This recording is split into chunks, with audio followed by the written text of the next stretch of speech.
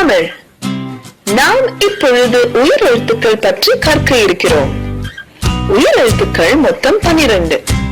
அவை அ முதல் அவ் வரை. ஆய்வு எழுத்து ஒன்று, அது அக்காகும். அ என்றால் அம்மா, அன்னம், அணில். ஆ என்றால் ஆமை, ஆடு, ஆந்தை. இ என்றால் இலை, இறகு, இஞ்சி. ஈ என்றால் ஈசல், ஈட்டி, ஈச்சமரம். உ என்றால் புலி, உரல், உப்பு. ஊ என்றால் ஊசி, ஊதல், ஊஞ்சல். எ என்றால் எருது, எறும்பு, எலுமிச்சம். ஏ என்றால் ஏறு,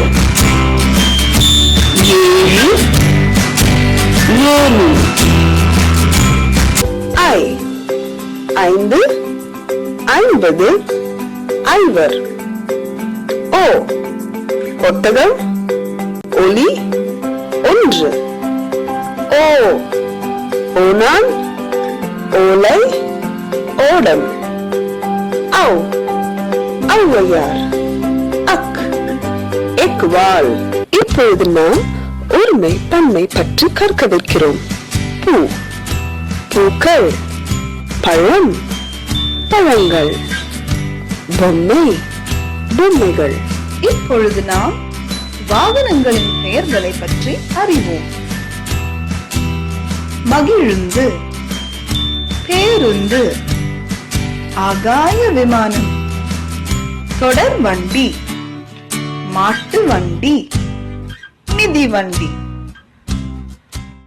மாதங்கள். முதலில் தமிழ் மாதங்களின் பெயர்களை கற்போம். தமிழ் மாதங்கள் மொத்தம் 12.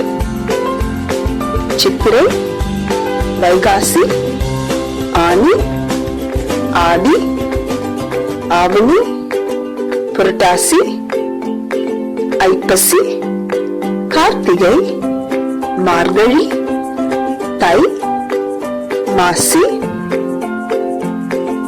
பங்குனி. இப்பொழுது ஆங்கில மாதங்களின் பெயர்களை கற்போம். அவையும் 12 உள்ளன. ஜனவரி, பிப்ரவரி, மார்ச், ஏப்ரல், மே, ஜூன், ஜூலை, August, September, October, November, December. நாம் இப்போது உடல் உறுப்புகளை பற்றி கற்கவிருக்கிறோம். உடல் உறுப்புகள் தலை, கண், மூக்கு, காது, வாய், கழுத்து, கை, விரல்கள், கால். உடல் உறுப்புகள் மிகவும் முக்கியமானவை. நமது உடல் உறுப்புகளை நாம் சுத்தமாக வைத்துக் கொள்ள வேண்டும். நாம் இப்போது தாயும் செய்யும் என்ற தலைப்பில் படிக்கப் போகிறோம். கோழி, கோழி குஞ்சு. பூனை, பூனைக்குட்டி. நாய், நாய்க்குட்டி. பசு, கன்று. சிங்கம், சிங்கக்குட்டி. யானை, யானைக்குட்டி. நாம் இப்பொழுது சுவைகள் பற்றி கற்க இருக்கிறோம். கரும்பு, இனிப்பு. மிளகாய், கார்ப்பு. பாகற்காய், கசப்பு. உப்பு, உவர்ப்பு. மாங்காய், புளிப்பு.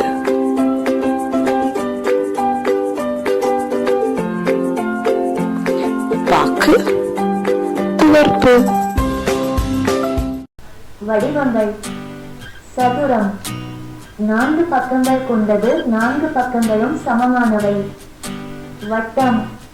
பக்கங்கள் மற்றும் கோணங்கள் கிடையாது. செவ்வகம். 4 பக்கங்கள் கொண்டது. எதிரெதிர் பக்கங்கள் சமமானவை. முக்கோணம். 3 பக்கங்களை கொண்டது.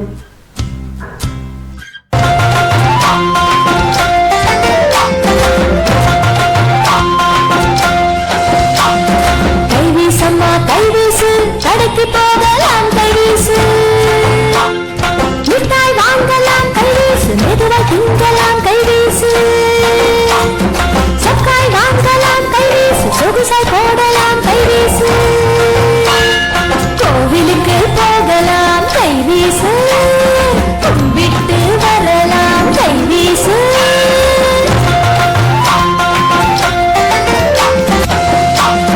கைவீசம்மா கைவீசு, கடைக்கு போகலாம் கைவீசு, மிட்டாய் வாங்கலாம் கைவீசு, மெதுவாய் திங்கலாம் கைவீசு, சக்காய் வாங்கலாம் கைவீசு, சொகுசாய் போடலாம் கைவீசு, கோவிலுக்கு போகலாம் கைவீசு, கும்பிட்டு வரலாம் கைவீசு.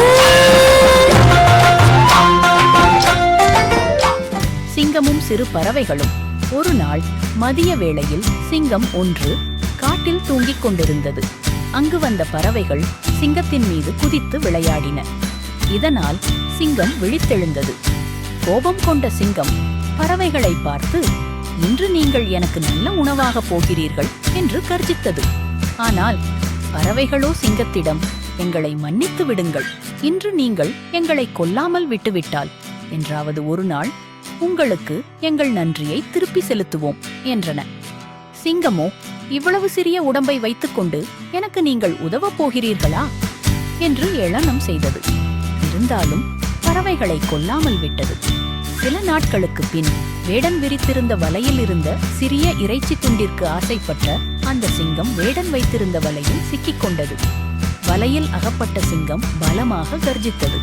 அப்பொழுது மேலே பறந்து கொண்டிருந்த பறவைகள் சிங்கத்தின் சத்தத்தை கேட்டு அந்த இடத்திற்கு வந்து தங்களுடைய அலகினால் வலையை கிழித்து சிங்கம் தப்பித்து போக உதவின. சிங்கம், இந்த சிறிய பறவைகள் என்னை காப்பாற்றிவிட்டதே என்று வெட்கப்பட்டு தன்னை காப்பாற்றியதற்காக பறவைகளுக்கு நன்றி சொல்லிச் சென்றது. நீதி: உருவத்தை பார்த்து யாரையும் ஏளனம் செய்யக்கூடாது.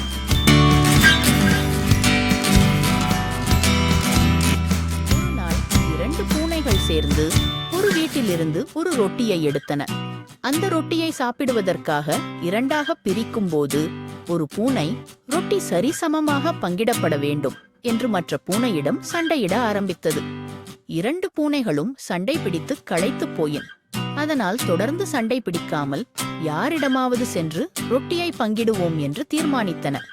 அதனால் 2 பூனைகளும் ரொட்டியை பங்கு பிரிப்பதற்காக ஒரு குரங்கிடம் சென்றன.